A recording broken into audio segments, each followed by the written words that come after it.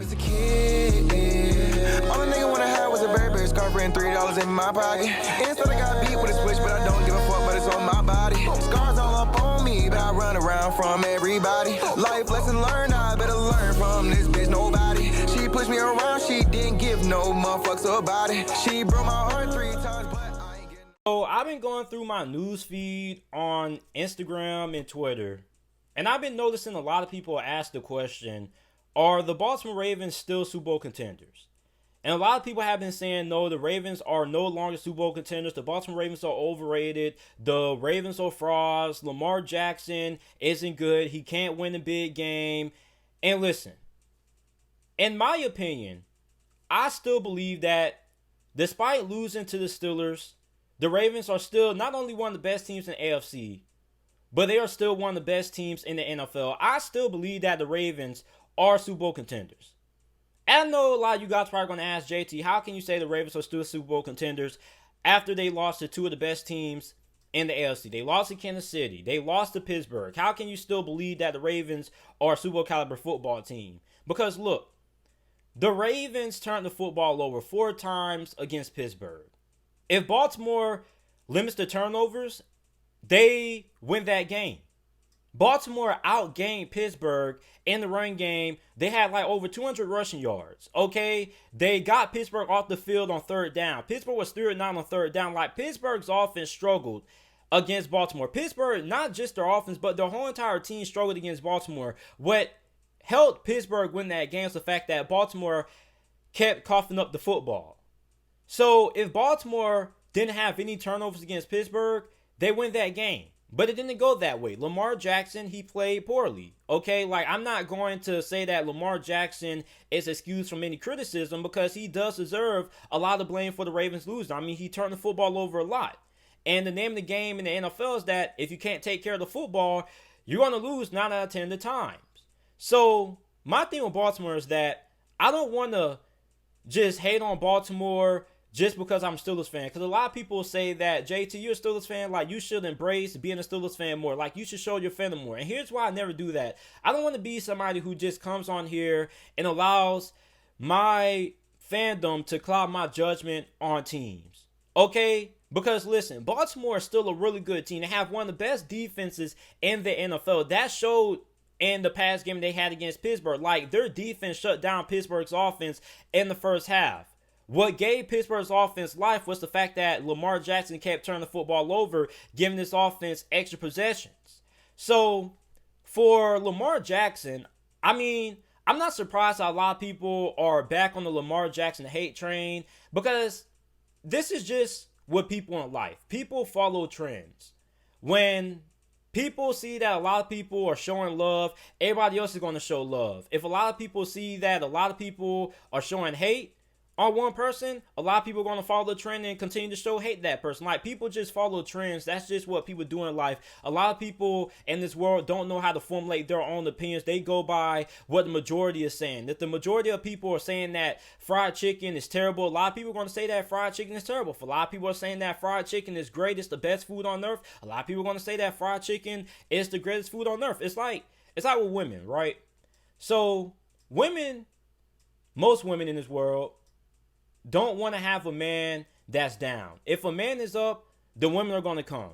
But as soon as a man loses everything, the majority of the women that he's messing with, they're going to leave. So, I mean, no man can get a woman when they're down. That a woman has to build up. Everybody wants a man that's already built up. And when a man has a lot of success, everybody's going to be praising him. The women are going to come. People are going to talk about how great he is.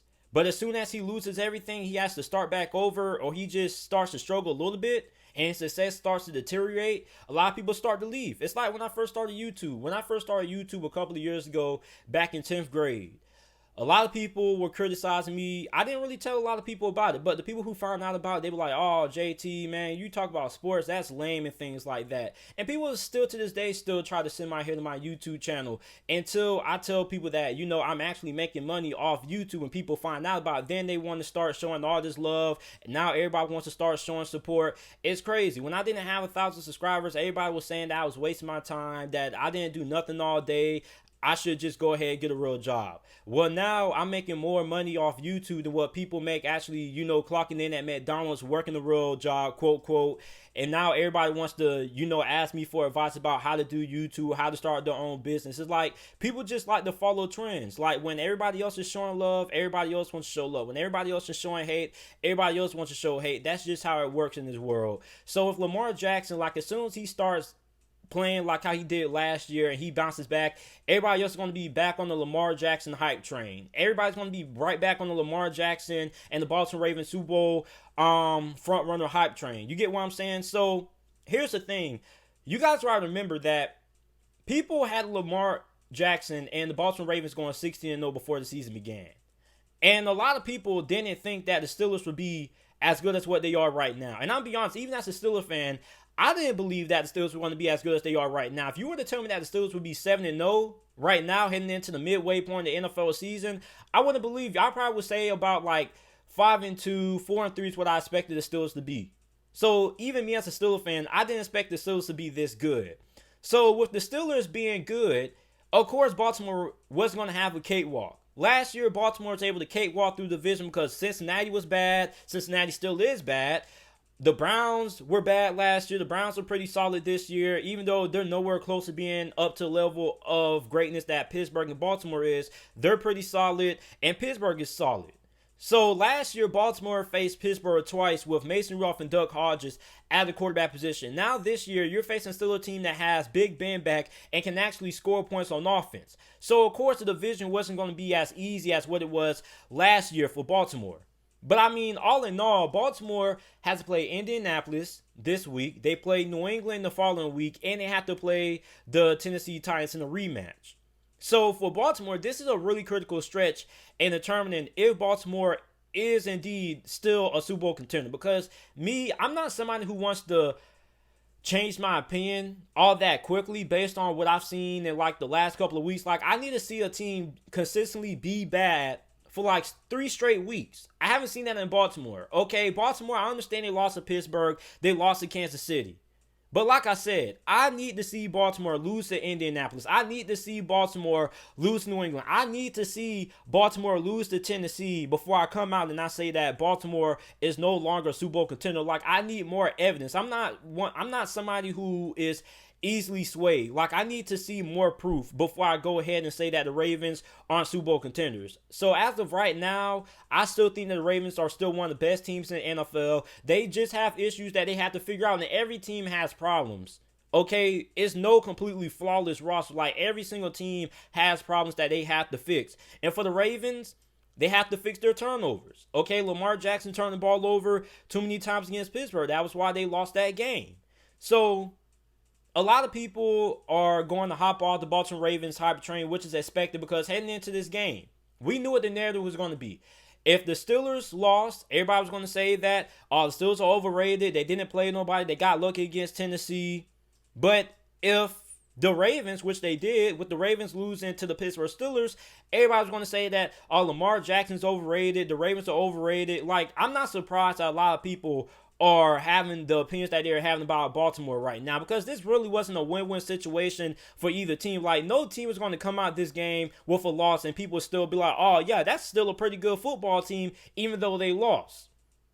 So, I mean, for Baltimore, they have to figure some things out. They're still really good defensively. This is one of the best defenses in the NFL. The offense, they don't really have any reliable weapons in the passing game. Aside from Marquise Brown, you don't really have any consistency there. And you still have Mark Andrews. But aside from those two guys, who else do you really have on the outside? Miles Boykin hasn't really been that great this year, and the Ravens don't really have a lot of talent at that wide receiver position, which was why they went ahead and they signed Dez Bryant to the practice squad. And don't be surprised if you see Dez Bryant get activated to the Baltimore Ravens main roster in the next couple of weeks from desperation. Like, Baltimore knows that they need some more help at wide receiver to be effective.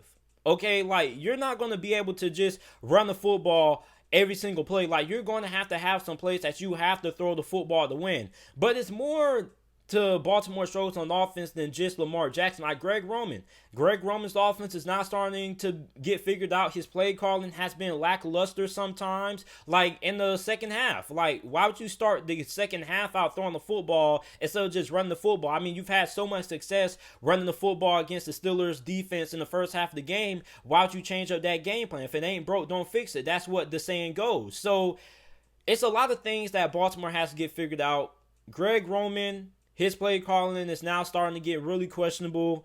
And this Ravens offense still has some things they have to fix. But against Pittsburgh, what I saw was a team that if they didn't turn the football over as many times they did against Pittsburgh, they would have won that game. And you also have to give the Steelers defense props. I don't want to make it seem like I'm not giving the Steelers credit, because this still is one of the best teams in the NFL when it comes to being able to force turnovers. I have to give the Steelers credit there. But I mean, Baltimore had a lot of mental mistakes. They also had a lot of penalties. If they're able to clean those and get the turnovers cut down in half, this is still a really good football team.